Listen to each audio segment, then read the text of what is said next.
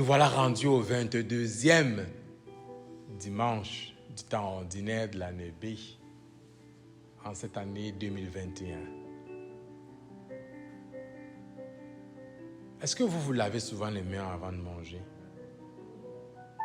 Pourquoi? Pardon? Pour se purifier les mains. Purifier les mains. Il faudra propre nos mains. Pourquoi? Parce qu'on a touché des saletés. Oui, toucher les saletés. Toutes les bactéries, la Covid. Puis même le docteur Arruda, Premier ministre, nous ont appris comment on lavait les mains. Ils nous ont montré, martelé, expliqué comment on lave les mains.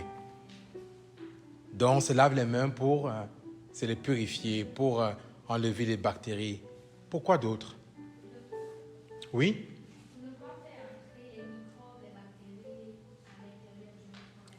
Voilà, pour ne pas tomber malade, pour éviter de faire entrer des corps étrangers dans notre organisme. Quoi d'autre? Apollinaire, tu te laves les mains avant de manger?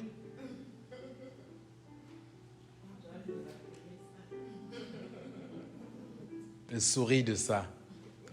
On doit lui rappeler ça. Jésus prend cet exemple dans l'évangile de ce jour. Pourquoi? Parce qu'il a en face de lui des gens qui, à cause de leur religion, doivent se purifier les mains. C'est un rite qui est religieux. Ce n'est pas tant la purification des mains pour enlever les bactéries et les microbes, mais c'est parce que c'est dans la tradition. Mais ils sont surpris que les disciples de Jésus ne purifient pas leurs mains. Il m'est arrivé un jour, en célébrant l'Eucharistie, je ne peux pas vous dire pourquoi ni comment, au moment de l'offertoire, j'ai oublié de me purifier les mains. Mince, je me suis fait rappeler ça à la fin de la messe. Par une personne très observatrice. Ben là, pourquoi vous n'avez pas purifié vos mains? C'est grave, tac, tac, tac. J'ai fait, ah oui, pourquoi c'est grave? La personne me parlait quasiment de la validité du sacrement.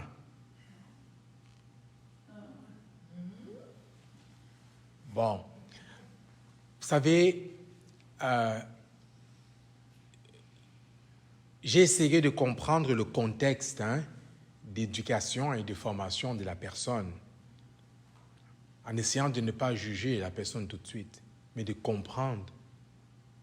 Et en méditant sur l'évangile d'aujourd'hui, ça m'a rappelé cet épisode. Et m'a fait comprendre que pour la personne, il y avait vraiment un sens spirituel là-dedans. Et effectivement, il y a un sens spirituel. Et la personne avait raison.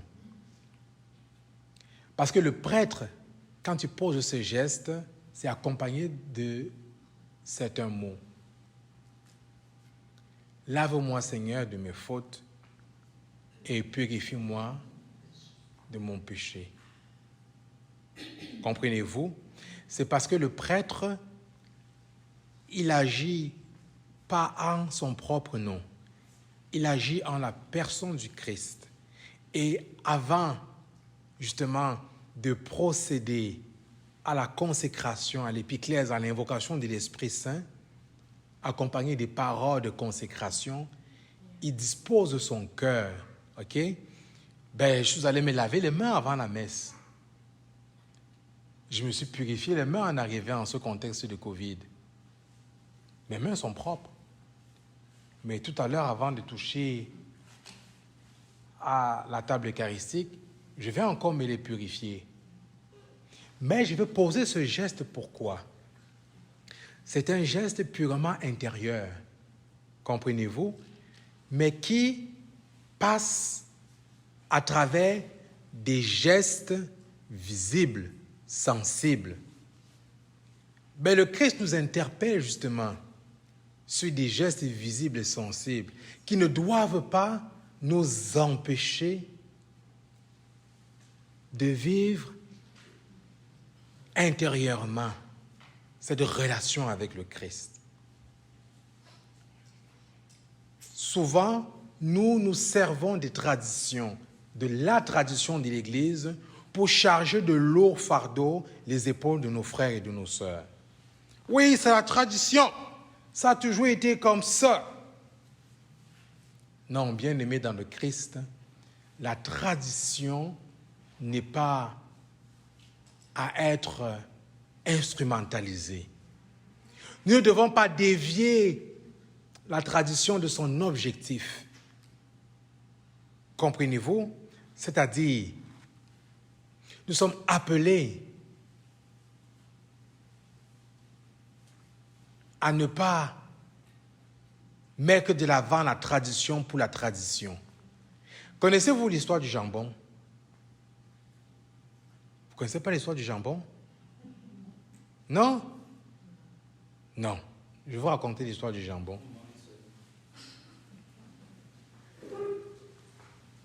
Un bon monsieur, il est assis. Un jour, il a le temps à tuer. Il s'en va à la cuisine. Il regarde sa femme. Il observe sa femme cuisiner. Après, il dit, chérie, dis-moi, pourquoi tu coupes toujours le jambon avant de mettre dans la casserole? C'est le gros jambon là, avec les bouts, on aurait dit c'est du fil de fer. Il dit, mais chérie, pourquoi tu coupes toujours avant de mettre dans la marmite? Elle dit, chérie, est-ce que moi je sais? Ma mère a toujours fait comme ça. Il demande à sa femme, depuis qu'on est mariés, ça fait des décennies, tu n'as jamais demandé à ta mère pourquoi elle coupe les bouts du jambon? Elle dit que non, je n'ai jamais demandé. Mais demande, moi je suis curieux de savoir. Son épouse appelle sa mère. Maman, dis-moi, quand on était petite, tu coupais toujours les bouts du jambon. Mais moi, je répète le même geste. Mais mon mari me demande pourquoi. Moi, je suis curieux de savoir pourquoi tu coupes toujours les bouts du jambon. Sa mère qui dit que, mais ma fille, vous étiez nombreuses à la maison. À l'époque, on était pauvres. Ton père n'avait pas les moyens d'avoir une grande marmite où le grand jambon pouvait rentrer. Donc, je coupais les bouts du jambon pour que ça puisse rentrer dans la seule plus grosse marmite que j'avais. Voilà simplement pourquoi cette maman coupait le jambon. C'était pratico-pratique. Parce que la taille de son jambon n'entrait pas entièrement dans la marmite qu'elle avait. Mais elle, toute sa vie, on suppose, elle a dû se dire, est-ce que quand on coupe, les condiments vont rentrer, le goût va pénétrer dans le jambon? Elle a toujours fait comme ça, mais sans jamais demander, mais pourquoi on fait comme ça? Pourquoi je vous raconte cette histoire du jambon? C'est la même chose avec les traditions, vous savez. Ça, c'est une tradition culinaire familiale. Mais si on ne questionne pas le pourquoi du comment, on applique simplement, comprenez-vous? Ne pas appliquer la tradition pour la tradition, mais saisir le sens qu'il y a derrière. Et ne pas dire, c'est une phrase qu'on entend souvent, ça a toujours été comme ça. Non, ça n'a pas toujours été comme ça, ça n'a pas été toujours comme ça la création du monde. Ce n'est pas vrai. C'est parce qu'un jour, il y a eu des circonstances qui ont fait en sorte qu'on en est arrivé là. Et c'est ça la tradition de l'Église. Elle est une, elle se transmet de génération en génération depuis les apôtres, mais à travers la culture, à travers le contexte socio-culturel. C'est la même chose si je m'en vais dans chacune de vos familles. Vous avez des traditions qui sont propres à chacune de vos maisons. Comprenez-vous? Et que vous transmettiez à vos enfants en fonction de votre contexte. Vous ne leur dites pas, ça a toujours été comme ça.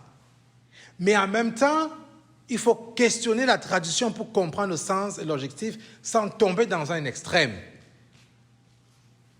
C'est-à-dire dans l'esprit du monde qui consiste à questionner dans le but de détruire, de changer, que ça fonctionne comme moi je l'entends.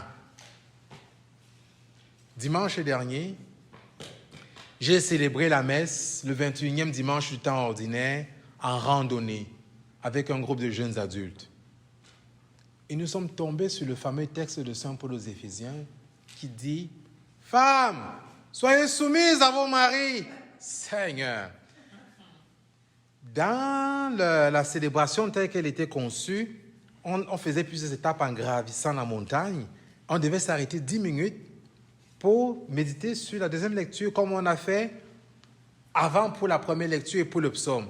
Mais je vous assure, on est resté exactement 40 minutes sur place. Nos jeunes adultes étaient répartis par binôme. Chaque binôme disait « Ah, Padre, là, il va falloir que tu nous expliques le texte là. » Il y en a même qui m'ont dit « On devrait enlever ça de la Bible. » Attention, ce ne sont pas des femmes qui m'ont dit ça, c'est des hommes. Quand je questionnais, il y a un qui me dit « Je suis féministe et je suis fier de l'être. » J'ai fait « Ah, ok, tu es féministe. » Bon, et donc il faut enlever ce verset de la lettre de Saint Paul, il faut l'enlever de la Bible. Je lui ai demandé, mais as-tu compris le sens des propos de Saint Paul?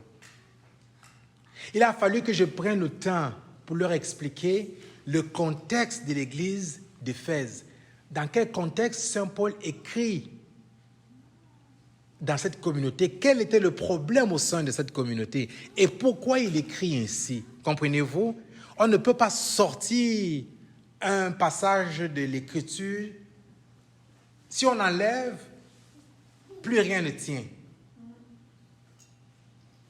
C'est comme une chaise avec 4 pattes, 4 pieds. On enlève un pied, ça devient brinque-ballant. Comprenez-vous? Mais je trouvais ça intéressant, le fait qu'ils questionnent, mais à les interpeller, à ne pas tomber dans un extrême.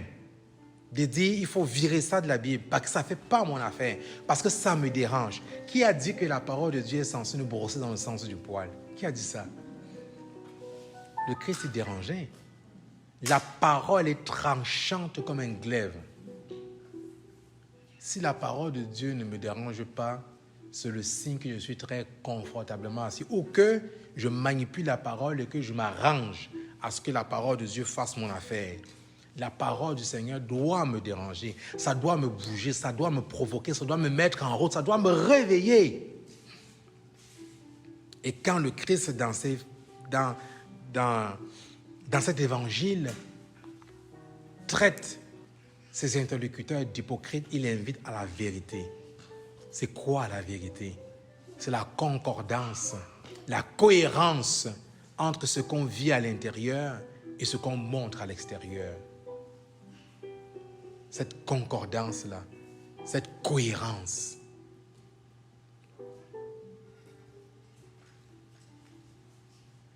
Je nous propose de demander au Seigneur, au cours de cette Eucharistie, la grâce d'avancer en fils et en filles bien-aimés du Père, dans la confiance, dans l'amour mutuel, en accueillant la tradition que nous propose l'Église, cette tradition reçue des apôtres, en la questionnant dans le but de comprendre le sens, les objectifs, ce vers quoi le Christ nous amenait, ce vers quoi le Christ veut nous diriger, la vie éternelle et rien d'autre. Pas notre confort ici-bas, mais la vie éternelle. Car c'est pour ça, c'est pour cette vie éternelle qu'il est mort et ressuscité. Et c'est pour cette vie éternelle que nous sommes là. Si nous ne la recherchions pas, nous ne serions pas là aujourd'hui. Nous ne serions pas là à travers les engagements de notre baptême qui prennent différentes couleurs par vos implications, notamment la chorale des nations. Amen.